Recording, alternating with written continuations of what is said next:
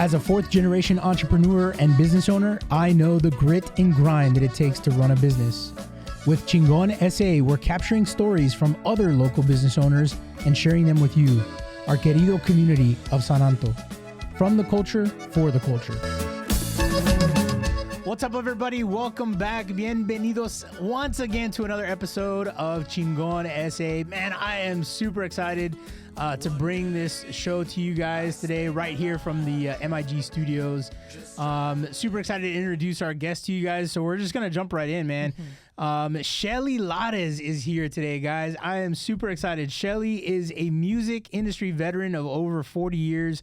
She's a vocalist, musician, producer, record label CEO, and of course, we cannot forget the Hano music icon. More recently, she has become an activist for causes like the San Antonio Children's Shelter, Downtown Youth Drop-In Center, and several LGBTQ plus causes. Among her numerous accomplishments, Shelly has been nominated and won many industry awards, including Tejano Music Awards, Grammy and Latin Awards, Latin Grammy Awards. It is my great pleasure and an honor to welcome Miss Little Dynamite. Thank you so much. To the show. Thanks so much for coming, Shelly. No, thank you. And congrats on this amazing podcast. I watched a couple of episodes and I'm like, yeah, this is awesome. I always love to see our people prospering, doing what they love, following their passion and lifting each other up. That's I appreciate super important. Super important. I'm a huge fan. Growing up, we saw you several times at Municipal Auditorium before it was the Tobin Center. That's right. Ooh, I forgot it was called that. Way back when. Way back when. Yes. There's a lot of younger folk, according to the data that are watching our show. There's a lot of younger folks who don't know who Shelly Lares is. Yeah. Outside of being, the Tejano music icon, you're doing a bunch of great work. You've sort of reinvented yourself after you retired from the road. I mean, we were talking before the show started. Yeah. You were on the road for 40 plus years straight. It's a long time since I was 10 years old. Yeah. I really have contributed more than half my life to this industry and to what I love, to my passion. But, to me, it's never really been work because I love what I do. And, I say it's effort.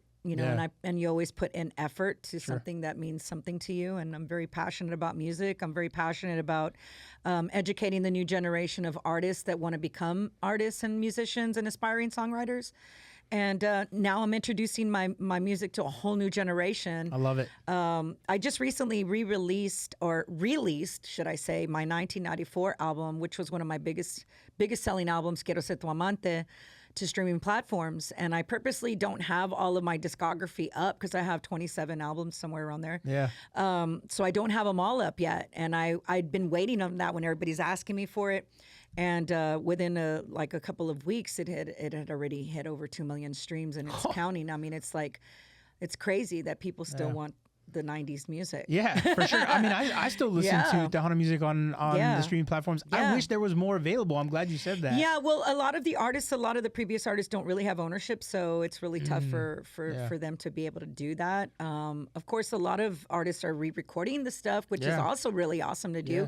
I did that in 2008. I did that on my Encore album where I redid some of my biggest hits, Soy Tu Amor, Es Que Estoy Enamorada, and all of those songs. But it's great to, I see this really surge of a new generation that's showing love for Tejano. 100%. And there's a lot of curiosity. Yeah. And I think some of that comes from probably, their family members listening to, at the fiestas, at the parties, at the quinceañeras. And then the legacy, of artists like Selena and Emilio Navaira and, people that have passed on, but, still musically, their music lives on. And I think now it's being reintroduced. Yeah. And, I can't help but, represent the young generation now as a producer and label.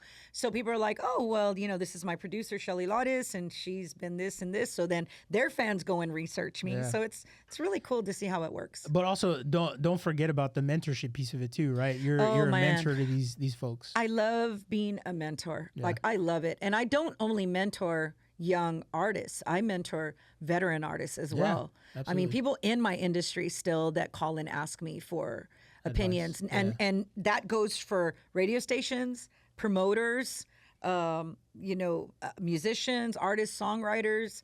I mean, TV shows, podcast people, they all call me and ask me. They're like, well, you're the one that's going to tell us straight up. Yeah. And you've been in the business for a long time. So yeah, that's got to be a lot of fun. I mean, obviously you have a passion for it. You've been doing it for as long as you have. You're now on to passing it, passing the torch, if you will, onto the younger generation. We were talking before we started recording. You've got some new artists that you're, bringing along through your record label, Shell Shock Records. And you're not just doing Tejano music. You're producing, you're writing, you're helping these folks in all different genres of the music. Really helping them find their way. Find who they are, because my first question, because I do a lot of consulting. Yeah. I do a lot of consulting. I have a lot of artists and people that come into my studio that want to ask me questions. They want to pick my brain because it's not only about because I'll ask them, why do you want to be an artist? What is it? Some people will tell me, oh, because, my TikTok this or and I'm like, wrong answer. Right. I'm like, it should be for the love of music. First and foremost, for the love of what you want to do. Right. Then second, of course, I try to ask them, who are you as an artist? How do you want people to see and hear you? Right. Authenticity is 1,000% for me. Yeah. Because when I came in, I didn't want to be like anyone else. It's really easy when you're young. You want to emulate sometimes, or you're inspired by a certain sound. Right. But once we get to the nitty gritty of creating music for you, it's going to be your music for you. Yeah. Because there's already been a Selena, there's already been a Shelly Lares, there's already been an Emilio Navarra. We need to create, because we're all created individually. God made us to be not mediocre. Right. So, I really work with an artist to dig deep into who they are and how, even if they're just a songwriter. Yeah. I really want them to dig deep. I don't want them to write stuff on the surface. I want them to write stuff that's relatable to people's real stuff. Right. Because really that's what's gonna sustain throughout the years. My father used to tell me, Mija, people are not gonna remember you for your one-hit wonder. They're going to respect and remember you for the longevity that you have in this industry. And my father was so right. And that translates too, right? Yes. Not just to music, but to life, to other industries, to other business owners. Because you managed to still be standing, even with all the changes, whether it's technology, whether it's musicality, whether it's image, whether it's age, because I started very young, but now I'm 53. And it's like, okay, and you said it yourself, I constantly love to reinvent myself. I constantly love to push myself as a businesswoman, as a producer, as a composer, as a mentor. Like, I don't like living in a box. Yeah. I just cannot. Sure. And that goes back to day one, from the very first time I produced my very first album at 17 years old. Where did that come from? Like what? I don't know. I think we're born with grit. Sure. I really think so. Yeah. I think we're born with it. Yeah. I think we're also born with leadership qualities. Yeah. And I remember as a little girl, in school, and I tell this to the kids that I mentor, I was never a follower. I never wanted to go with everyone, with the flow. Yeah. Like, I wasn't doing it against the grain to be difficult. That's not what I mean. But I just feel like God gave me my own brain.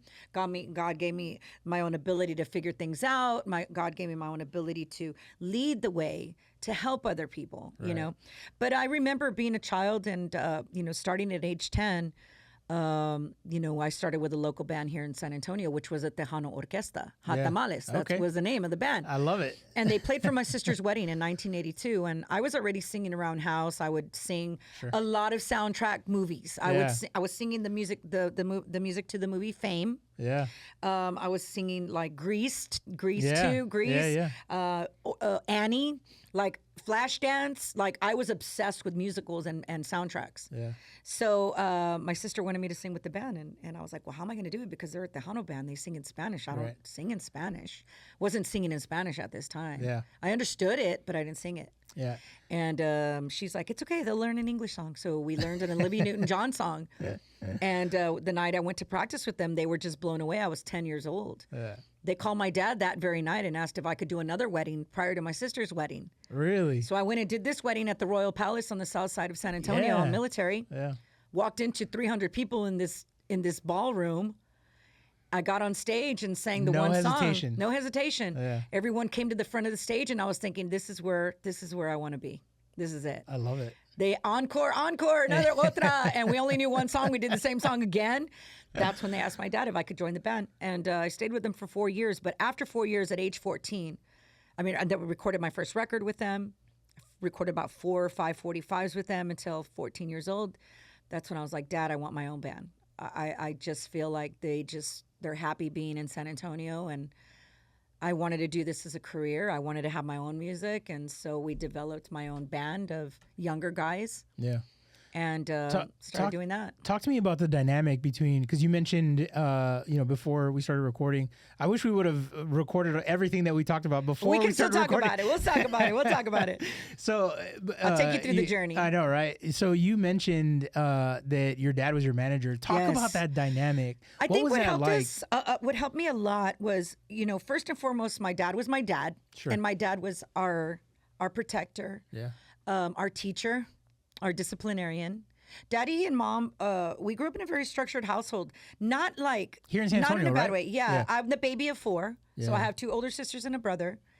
But Mom and Dad always taught us to do what we love, and to do it 150%. And if you commit to something, you do it. Right. Your word is golden. Right. That was the household we grew up in. And then I went to Catholic school, and we're very structured. Yeah. We're very disciplined. We push our chairs in.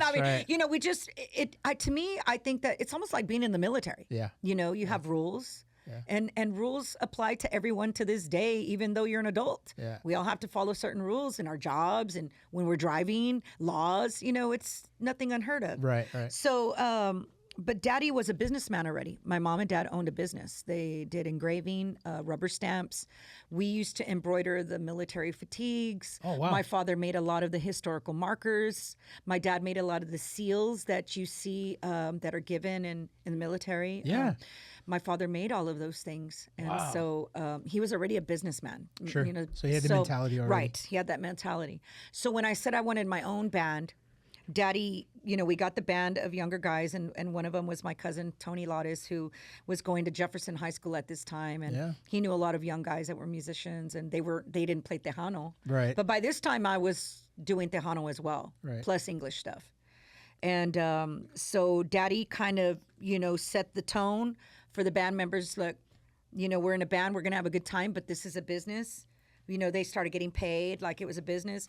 We didn't allow no drinking. Daddy didn't allow, obviously, no drugs. Daddy didn't allow any girls to be around. It's like it's like going to work. Yeah. You come here, this is what you do. Right. So that was the norm for us. We didn't know any other way. The expectations were set up front. Yeah. Daddy didn't play. And he was like, if you're on time, you're late. And punctuality was everything to my father. Yeah. And so by the time I got approached by the first record contract at 17, and mind you, I was still going to school. I was still in school, still active in choir. I was still active in sports. Wow. So, I would Graduate play. of Providence High School? I went to Providence High School. I would play, in the younger years, like 10 to 14, I would play on Wednesday and Thursdays nights sometimes. Really? And I used to have to play in the first set because I had to go to school the next day. Yeah. And Mom and Dad were like, okay, if your grades start to suffer, you can't be in a band anymore. Right. But I was in sports, so I already had to work on my grades. Yeah. So I did that effortlessly, and then by the time I turned 17, I was a junior in high school, and Manny Guerra, who was the first to record my record at age 10, he wanted to sign me to his record label, and but he's like, if Shelly's going to be successful, you guys have to do this full time. Yeah. And so Mom and Dad and I sat down, and I was a baby, so my sisters and my brother were already older, and they were already out of the house. So Mom and Dad were like, do you want to do this? And I'm like, yeah, absolutely. They're like, okay, well, then we're going to close our business and we're going to go into the music business full time. Wow, so they closed their business. Wow, to focus on you, help you grow. To something we knew nothing about. Wow. But my father was, fearless. I mean, he was relentless. He didn't take no for an answer, my dad. Sure. He we found a way to figure things out. My mom was the same. My mom was very good with finances. So she, right out of the gate, started handling my finances. She had saved my money from when I was 10 to 14 with this band. And I think she saved up about $3,000 to $4,000 of my money that I made in those 4 years, which was nothing. Think about that. But to a 10, 14-year-old, that's a lot of money. Yeah, and back then. And I bought all of my equipment brand new. Wow. So that belonged to me. And my father used to tell me, he's like, you're going to learn to appreciate things more that you see that you work for it. What foresight that they had to be able to see the reward that comes with that, right? That hard work, and to be able to teach you that. And talk about a leap of faith at the same time. 100%. You know, going into something, how we ate, how they paid bills. Yeah. To close that. Yeah. You know, and go with me full time. Yeah. And it was no lie. I mean, literally, as soon as I signed that contract and I recorded my first full-length album, my last day of my junior year of high school is when I had to decide, am I coming back my senior year? Because, you know, we're college preparatory schools, so my whole senior year would have been mostly electives. Right. I had already had credits what the state required as a junior. Sure. So I graduated early, but my last day of high school, and this is on VHS tape. My father was filming. He had gotten a school bus. That's how we traveled. Yeah. And he partitioned it to the equipment was in the back. We sat in. He built this little platform for the band that it lifted up, and the suitcases went there, and the guys sat on the platform, and me and Mom sat on lawn chairs. And they went to pick me up on my final day of my junior year of high school, and they're across the street at Angeles Funeral Home parking lot. Yeah. My dad's filming the guys, and they're waiting for me because they were 2 years older than me, so they were out of high school. Right. Mom and I are walking out of the school, and my father says in the video, "This is what you're going to always remember." And he says that on the video camera, and I'm like, what a beautiful memory. Yes. And so I'm walking out of my high school uniform, holding my mom's hand, crossing the street. I step foot on that school bus. We drove to Odessa, Texas. That was the first gig that I had. And every single weekend up until that day, I was on my own. Yeah. And to the day I retired. Yeah. So it was like I committed my whole life to this industry. Sure. I committed my whole life to the business part, and God provided, and I was able to provide for not only me but for my parents. Yeah. You know, financially. Yeah. What an awesome legacy to start and you know to kind of keep up with, right? And instilling into the next generation, no doubt. I'm helping build their legacies. Yeah. You know, and there's not a lot of people. Most of my artists, thankfully, they have family support. Yeah. Because that's needed, or support of some sort. Right. Whether it be a family member, friend, cousin, grandma, grandpa, you know, significant other. Because even then, when they walk into my studio and I ask them those questions I told you I ask them, then I'll ask, so what's your home life like? Right. And they're like, what do you mean? I'm like, do you have a boyfriend? Do you have a girlfriend? Do you have a wife? Do you have a husband? Do you have a partner? And they're like, well, yeah, but they're looking at me like, what are you asking me that for? Sure. Because I'm like, because it does matter. Because they will tell you all they want that they support you. But the minute that you start getting out there and you start getting attention from men and women and people, and you're gone, things change. Right. Which is why I was married to my career. Yeah. I wanted children. Yeah. I did. I wanted to go to college. Yeah. But that day that Manny Guerra said, choose your career or college. Yeah. What a sacrifice. I was like, what do I love more? Yeah. I love music more. Yeah. So, you know, that's why I knew, and I dated throughout my early years, but nothing seriously, because I would get those questions. Oh, you got to leave again? Yes, and I'm going to do it. I mean, over and over again, because this is what I love. Sure. And I was, you know, touring all over the United States, and then eventually Mexico and Guam, Japan, Korea, Alaska. You know, took me on the other side of the world. So, you know, I loved it. Yeah. It's what I did. Yeah. It's who I was. Yeah. So let's fast forward now. You know, present day, you're retired from touring. Yeah. You've launched Shell Shock Records. Mm-hmm. You're doing some other cool stuff. UTSA in resident. Yes. Music. Tell me the title. It's Artist in Residence. Artist in Residence. But now they've been talks of keeping me full time, so which is great. I have so many plans I want for the School of Music there, you know. And then, of course, I am the music support for Harmony Hospice Care. That's the company here in San Antonio. Let's talk about that. I love the idea behind that. We were talking a little bit about that before the show. So it's a company that was started by you and your cousin? By my cousin and her husband, Sylvia and Ronnie Muniz. Yeah, and they wanted to, part of the care that they wanted to provide to their clients, their patients, was through music, right? And they wanted to bring you in. They wanted to set something. They wanted to set the tone and do something different for the community. Yeah. They wanted to find something that was outside of the box that people weren't really doing much of. And so in so as far as Shell Shock, like I started that in 2012 for myself because I was tired of dealing with record labels. So I started that for myself, and I did things independently. And then I didn't have any plans of signing anyone to Shell Shock until way later. So throughout the latter part of my career, like before I decided my retirement on my 40th year, when I turned 50, 2015, I had a conversation with my father. And I was like, I know what I want to do. Because on the road, I studied fitness and nutrition. I studied physical therapy aid on the road. Yeah. But it was still not fulfilling what I was thinking I wanted to do outside of music after my retirement. Sure. So I told my dad, I think I want to go into nursing. I want to be a hospice nurse.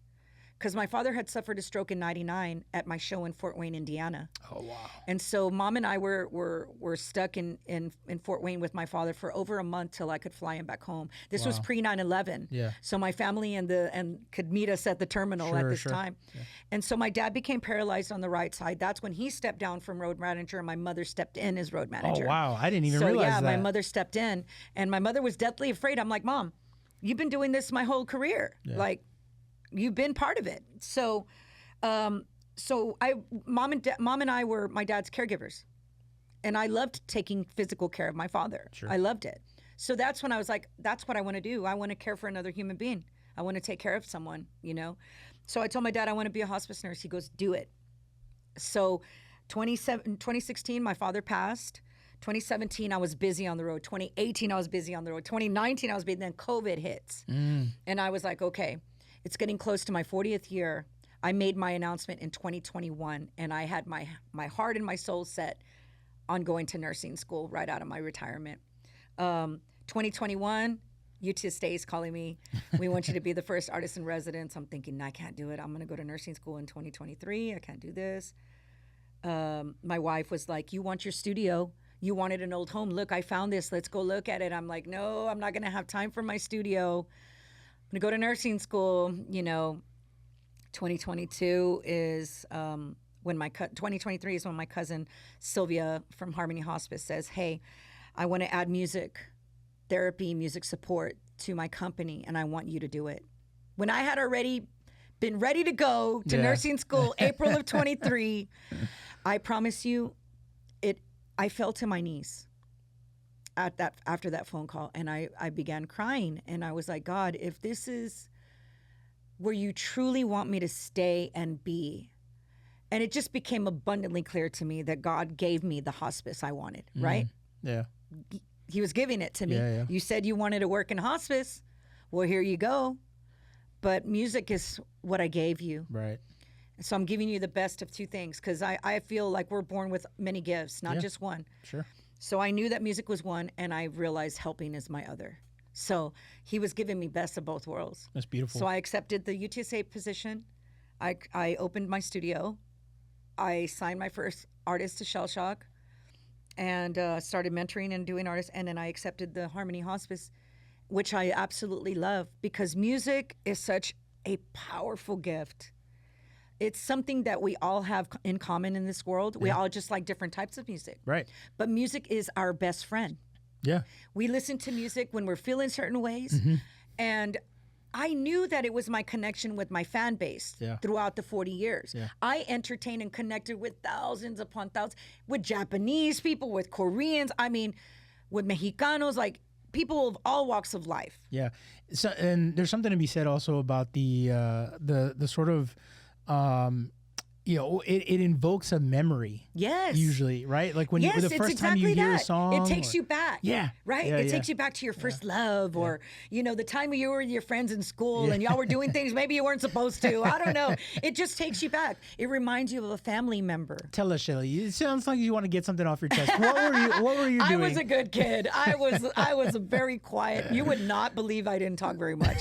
But I am an introvert, believe it or not. Really? I am an introvert. That's hard to believe, Shelly. So my first experience with Harmony, my cousin Sylvia and I went to the first patient And what I do, and people, they'll see me on my social media and they see me like in group home settings, or they'll see me in a retirement home.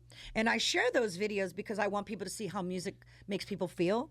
But people think that I just go do them, but they don't understand that I do it only through Harmony Hospice. Gotcha. So I do it for our patients. And when they see that, it's because we are doing a presentation, we're educating them on hospice care. And hospice care is not only for end of life. It's not end of life. It's to us, death is not the end, it's the beginning. Right. So, but you can also be in Harmony Hospice Care temporarily, because if the caregiver, the family needs help, support, you can also graduate from it, whether it's after a surgery or stuff like that. Right. So I like to get to know the patient, because I go into their home and I want to know what kind of music they like. I want to know about their personality. Of course, I have to know about their illness. Yeah, I have to know what's going on with them, so I know what to expect. So I do research. And so we walked in, and I had learned that this beautiful woman loved to sing mariachi music. Okay, she grew up on it. So the daughter knew who I was. They don't always know who I am, because I walk into people who don't know Tejano as well. Right. And she's like, I don't know if my mom's up to it today. She's just having a really bad day. And Sylvia's like, let's just let Shelly go in there and see what happens. So we go into a separate room, and she's there in the fetal position. Tiny, beautiful little lady with her eyes kind of closed, but she's not really sleeping. She's just kind of like a kid, when they're kind of watching to see what you're doing. Right. So I lean in and I just say, my name is Shelly. I'm with Harmony Hospice Care. And I said, and I hear you love mariachi music. The moment I said mariachi music, her eyes opened. Oh, wow. And she nodded, and she goes, I love boleros. And I said, I love boleros. I said, can I sing my favorite bolero for you? And she said, she nodded yes. And I sang, Mil Besos is one of my biggest hits that I recorded in 2000, but it was originally done in 1954, a bolero style. So that's how I learned it. That was my father's favorite song of mine. Wow. So I start singing, Encontrado en tu amor. And when I did that, she went from this, she sat up, and she grabs my hands, and she starts singing with me. La fe perdida. And we're singing to each other. Yeah. Like night and day. Yeah. And the daughter starts crying, and my cousin starts crying, and we're having this moment of connection. Right. And she's just singing with her whole heart. And it's just like night and day. Yeah. And same thing with my dementia patients. They'll ask me 500 times what my name is, and I just reintroduce myself every time. You have to be very patient. Yeah. Because it's not their fault. It's the disease. And am I curing them? No, I cannot. Right. But we're comfort care. Yeah. We're trying to make the last part, if they're about to transition, we're there to make it comfortable and happy and as the best we can for them. Yeah. And music is such a beautiful way to do it. Yeah. You mentioned earlier that there's very few companies that do that here in San Antonio. Very few companies, which is sad to say. Yeah. And I mean, I don't know if it's because it doesn't require a prescription. It's not a pill. It's not a medication. Yeah. It is medicine for the soul. It is medicine for the heart. And it does scientifically help with the brain. Yeah. So I'm really curious about something. This kind of leads into my curiosity just a little bit. So San Antonio is not well known for, producing big artists or hits or anything like that, right? When you think of like, big time artists, you think of like Nashville, for instance, like country music, right? Seattle grunge. Austin has a great music live scene, right? So how are you attracting the talent that we have here in San Antonio to work with you, first of all, through Shell Shock Records, and then also to help get them noticed, get that attention. Well, it's crazy, but San Antonio has always been very gifted when it comes to the arts. Yeah. Whether it be musician, songwriter, artist, painter, filmmaker, producers, screenplay writers. We've always had production companies. We've always had that. And there's a big shift that's happening in San Antonio right now. Now Austin is no longer considered that. San Antonio is. Oh, wow. Now production companies and people are coming from LA to San Antonio specifically Oh, wow. to work with the production companies locally. So now we're going to really start getting the recognition that we deserve. Tejano music is internationally known. Yeah. I mean, I have over 155 countries that proves Yeah. that they are downstreaming and downloading my music and streaming my music. I love it. Just on me, for Yeah. me. I mean, let alone other Tejano artists that have been successful. But there's a big shift that's happening. We're finally going to start getting the recognition, even as businesses. Yeah. And that's going to open up a huge door. And I know like people like Matthew McConaughey, Woody Harrelson, these guys are in Senate right now, like fighting for us and saying, hey, look, in Texas, we're it. Yeah. San Antonio, come take a look. Yeah. So it's an exciting time Sure. for us right now. And it's coming, and it's building. But for the artist, you know, the sense of entitlement is so huge right now in the young generation, where they just get things so fast. And, you know, I put them through the Shell Shock or Shelly Lares boot camp, if you will. There you go. And teaching them the old school way of doing things, which is the best way to do things. Yeah. Because it really teaches you a certain worth ethic. It also teaches you integrity. Because Preach. you have to have integrity of with what you're doing. Absolutely. Because at the end of the day, when they wind up being my age, Yeah. and they're going to look back and they're going to be like, oh, well, and how are you going to respect something you don't work for? Right. You know, back in my teens, when we would have investors come to my father, whether they were from Mexico or whether they're from California, people with a lot of money that were wanting to come and invest in me. We had a lot of those, and Daddy turned them all down. He's like, no, you're going to work for what you have. First of all, we don't want you owing anyone anything for your whole life. And we want you to work for it. Yeah. You know, and he was right. Let's go back to that first time. We would take our stuff in a pickup truck. Yeah. Then we went to the school bus. Then I bought my very first bus from the 40s. That if you see the movie A League of Their Own, Yeah. those buses that those girls are in, that's what my bus looked like. And then I bought my very first Silver Eagle bus out of Oklahoma, and I paid cash for it. And I Nice. remember it pulling up to the front of my mom and dad's house, and I'm like, this was a Silver Eagle bus. Yeah. And I'm thinking, dang. And then I would be on stage and I'd be looking at my speakers and I'm like, I had 10 speakers, 5 per side. I had over 250 lights and I'm like, those were mine. I had my own road crew. I had my own road crew truck. You know, it's like, those were mine. That I'd worked for every freaking cord, every freaking mic Yeah. that I used. It was mine. Yeah. I worked for it, Yeah. you know. But success to me, and this is what I teach my artists, success isn't materialistic. Right.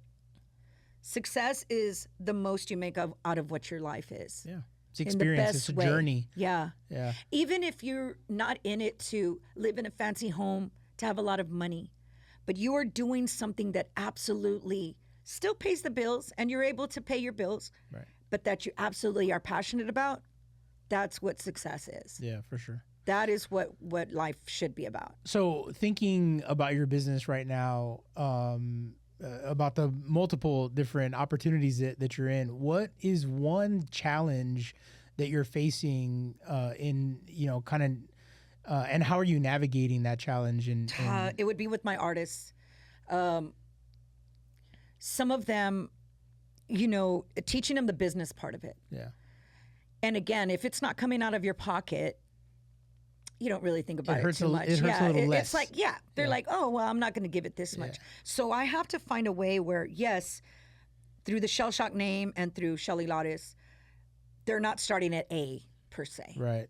But I still got to try to keep them grounded. Yeah. You know, I'm at their shows sometimes. Like I had a showcase this past Sunday, a Shell Shock showcase, and the sound was going wrong and timing, like they were behind schedule and I hear, you know, they can see they're on stage and it sounds a certain way. I also have to allow them to go through that in a way, but I don't want them to go through it in a way where it's going to look like a bad reflection on what we're trying to do.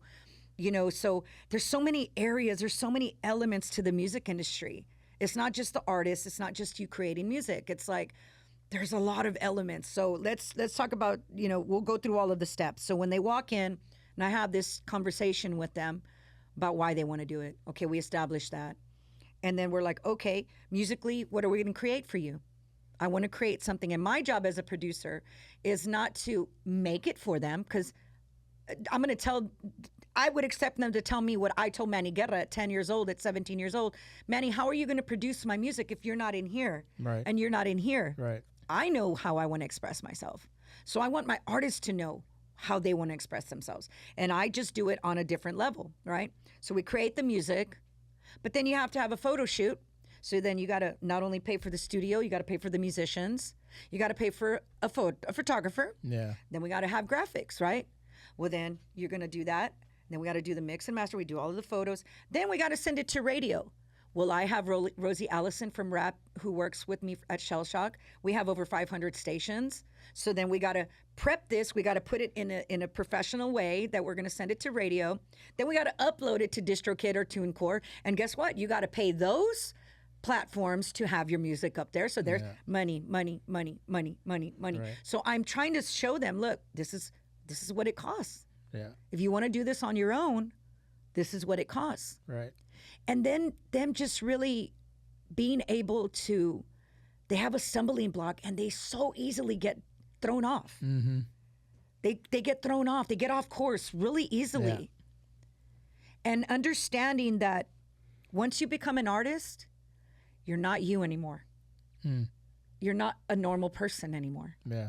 And you have to know, especially if you're, that's why for women, it's even harder, because if you're a woman who's married and has kids, hello, how do you maneuver that? Right. Because for the husband, the wife holds down the fort. The musicians, they go on the road. The guys, it's still hard for them. Right. Still hard for the wife at home. Still hard for the guy that's away from his wife and kids. But it's not as hard, right? Sure. So I'm like teaching them the separation. Because there's been times where they want to make my event that they're doing as an artist a family event. This is work. You're not going to be over there with your family. Right. You're going to be here with your fans. Right. Yeah. You're not husband and daddy or mom and wife at this time. Right. You're artist. Right. And I ask them all the time, well, where does your wife sit when they go to your normal 8 to 5 job? Where does your husband sit at your? So then why do you feel that you need to have them here? You have to be focused. You have to do what you're doing right now for the fan, for the ones that are working hard for their money to buy your music and come see your show. Yeah. It's discipline. Sure. It's a lot of discipline, and some artists just don't have it. I had one artist in particular that I was working with, and he was so good, but he was so deathly afraid of being on stage. Oh, wow. He would think about it and get anxiety. Yeah. I can't help people like that. There's nothing I can do about it. Yeah. And if, I can only go this far. Sure. I can only take it this far for them. You can lead a horse to water, but you can't make it drink. And I felt bad, and I'm like, of course his mental health and his well-being is most important to me than his music. Obviously, I worry about him as a person before I will as a producer. But it was heartbreaking because he was getting so much good response. And so many people were calling me for him. And I had his band put together. I had his first show put together. And I was basically teaching him along the way. And we had a little, not a riff, but he would keep saying, you keep bringing up the money. Because you have to know. Right. And I even set him free for a little while. I'm like, go figure it out. Came back to me pretty fast. Yeah. You were right. Yeah. You were right, Shelly. But they don't understand. I was an artist for 40 years. Yeah. I lived it. It's something also that I think a lot of business owners experience too, right? Before they become business owners, they want all the things of a business owner, but they don't know how to do it. It just doesn't just happen, man. Yeah. One of the conversations I had with another guest recently was, when I wanted to go out on my own, I had a business mentor that I talked to, and I would tell him, I want to do this, and I have this plan, and I have this business plan, and it's beautiful, and it's, detailed and all this kind of stuff. And he would always tell me, and I used to hate it when he would tell me this, you don't know what it's like to be on this side of the desk until you're sitting in this chair. Yeah. Right? I get it. And I think that's when somebody wants to, start their own business or be their own business owner and do their own thing, it's great. But patience, Daniel-san. Oh, man. Yes, it doesn't you have happen to have overnight. It. You have to have it. And see, forever it was me, mom, and dad, right? Me, mom, and dad, me, mom, and dad. after I retired, well, Shell Shock is just me. You know, my mom wasn't part of it. You know, my dad obviously wasn't part of it. So I started anew because, mind you, I had just been having Shell Shock as for my music, but that was easy because I was already established. Right. But starting Shell Shock as a brand new label, you know, as a new label with new artists. I'm not starting with veteran artists. I'm starting with brand spanking new artists, man. You're babies, you know. Yeah. So it's even more challenging because it's hard to be a new artist right now. Right. Especially if they don't have the mentorship or the guidance that's needed, right? So they're making a lot of mistakes right out of the gate. My students, for instance, when I teach, because I teach anything from audio, tech, and studio, I teach voice, I teach introduction to the music industry, I talk about Tejano music, and I do master classes for that too. So I asked my class, I'm like, in the audio tech, do we have any aspiring artists in here? Well, 4 of them raise their hands. I'm like, great, awesome. Like, what do you do? They're telling me I'm a hip hop artist, whatever. Do you have music on streaming platforms? Yeah, awesome. Well, who's your music registered with? What is that? I'm like, what do you mean you don't know what registering your music is? You just putting music up there without copywriting, without registering your music? Hello? Yeah. You know, but they don't know. They're skipping steps that eventually... Well, because I think social media has a lot to do with that, it has right? a lot. Anybody nowadays, everyone wants to do it, and it's okay. If my artist were to come in and tell me, Shelly, I don't want to be a recording artist. I just want to record music on TikTok. Okay. Yeah, that's fine. That's okay. Fine too. Yeah. Everybody has a different path. But but I'm not that producer. Right. I'm a producer that's working with artists to create long-lasting careers. Yeah. That's the type of artist. I mean, producer I am. So then, so with that, so I came in with Shell Shock. I started full-time 2022, right, with Shell Shock. I opened my label and my recording studio. I brought in a business partner, a business manager, who has been in the business, has had businesses for years. And I'm like, yeah, but the music industry is very different. It's not a typical business. Right. It's very hard to navigate through. Right. Very, very difficult. And, for a while there, he was very upset with me because I have one exclusive artist that's signed to Shell Shock, and that's El Gallo Des. Annika, Ali, Kiana, all of these other artists that I produce, Rev Ray, they're in association with Shell Shock, meaning I fund their music. I fund everything you see of them. I do. So he's like, an obviously no-brainer for El Gallo Des because he's with Shell Shock exclusively, right? Right. But the way that I approached it was, he's like, you can't be investing monies into these other artists, I get it. I said, but you're not understanding. I'm working with brand new artists right now, and we're not on a Sony budget. So how am I going to be in the eye and ears of of music fans if I'm not investing in marketing other talent as well? Yeah. So that's how I approach it. Right. It would be the same thing. All of this money that I'm spent on this artist, it'd be the same thing as me buying commercials. Yeah. I would rather do it with artists through music, visually and hearing. Yeah. So that's how I market myself as Shell Shock. That's how I market myself as the record label, as a producer. Right. They're like, oh, who's that? And it's Shelly Lares. It's LMD. She produced it. It's Shell Shock. And that's how I invest my monies as marketing. That's how I do it. And I do it through artists. Yeah. And it only benefits them and it benefits me. Yeah. So we've had many arguments on that where they don't see that side. But now he's like, yeah, this industry is not the same. Yeah. It's not construction or it's not foundation. I go, it's very hard to navigate. Yeah. And the music industry is not for the weak. Yeah. It's very hard. Yeah. It's not impossible, but you have to be strong, man. Like, you have to be able to take stuff that you never have taken before in your life. Yeah. And for me to teach artists to have those blinders on when it comes to negativity, I never read the comments, man. I don't read the comments. I don't read the comments because I do not allow any sort of negative space into my brain, into my heart, and sure as well not into my studio space. Yeah, for sure. If I have an artist come in that has a little negativity, I'm like, come back another day because you're going to start. It's poisoning my area. It's poisoning my space, and I don't like that. I don't work that way. We're gonna need a limpia in here. That's right, man. I don't do that. I just can't. I mean, and sadly, we're in that world right now, but. Yeah. this has been a fun conversation. I've learned a ton about you and all the stuff that you're doing today. But before we wrap up, I love asking the question about legacy and what that means to you.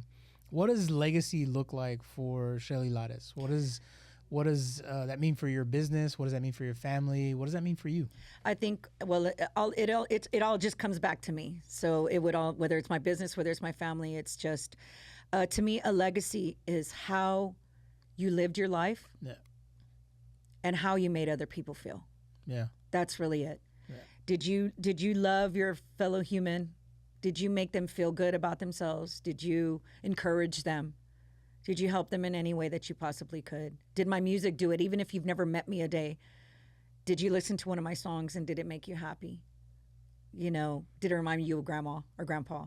And that is to me what my legacy is. It's not so much about my accolades. It's about what I did with my life. Yeah. And if God were to take me today, I've done a lot of amazing things in 53 years. So well, let's hope not. Let's hope not. I'm just grateful. You still got a lot of work left to do. I'm grateful. I'm grateful for it all, and I don't take it for granted. And to God be the honor and glory always in everything that I do. Yeah. So, but I would definitely want to come back with Harmony Hospice because we are all about also educating our raza on hospice care because nobody likes talking about death. Yes, there's a big stigma, but we want to bring some education to our people. You know, I as an insurance agent, that's something that we talk about as well, right? Life insurance and what that means. Yeah, for sure. But nobody likes talking about it. They don't. Nobody likes talking about it. I had an event yesterday, and I was trying to give her she was like, "No, I don't need that." I said, "Well, everybody maybe needs someone needs it, but you know, you got to think about it." I told her, give it some thought, you know? Yeah. So, but thank you guys for having me. I mean, congrats on this amazing podcast. May blessings upon blessings upon blessings, and may it get to thousands upon thousands of years and encourage and inspire. Yeah, that's what it's about. That's the goal. Grit, growth, and legacy. That's what we're all about. That's right. Sharing those stories. And thanks so much for coming on the show. Thank you for having me. It was a fun conversation. Guys, thanks so much for tuning in to another episode of ChingonSA. My name is Luis. This has been a MIG Studios and Serafina Digital production. We'll see you guys next week.